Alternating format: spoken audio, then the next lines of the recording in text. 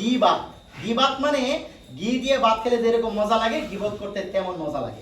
রাসূলুল্লাহ সাল্লাল্লাহু আলাইহি ওয়াসাল্লাম হাদিসে বলতেন, যিকরুকা আখাকা, তুমি তোমার ভাইয়ের নামে ওই সমস্ত কথা বলা যা শুনলে সে অপছন্দ করবে।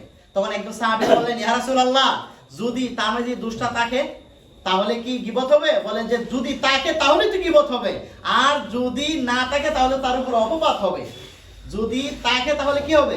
গীবত হবে। তার মানে কোনো ভাইয়ের অগোচরে বা কারো আপনার শাস্ত্রলো বসে কারো নিয়ে কাউকে কোনো কিছু বলে এইভাবে পিছনে সমালোচনা করা, এটা কখনো কোনো মানুষের কাতারে পড়ে না। কারণ এটা মানে সঠিক সত্যিকারের মুমিনের কাতারে পড়ে না। সূরাতুল হুজুরাতের মাঝে এসেছে যে ওয়ালা ইয়াগতাব বা'দুকুম বা'দা, তোমরা একে অপরের গীবত করিও না, অর্থাৎ পিছনে পরনিন্দা করিও না, পিছনে পরনিন্দা করিও না, পিছনে তার বদনাম রটাইও না, বদনাম করিও না। কেন না?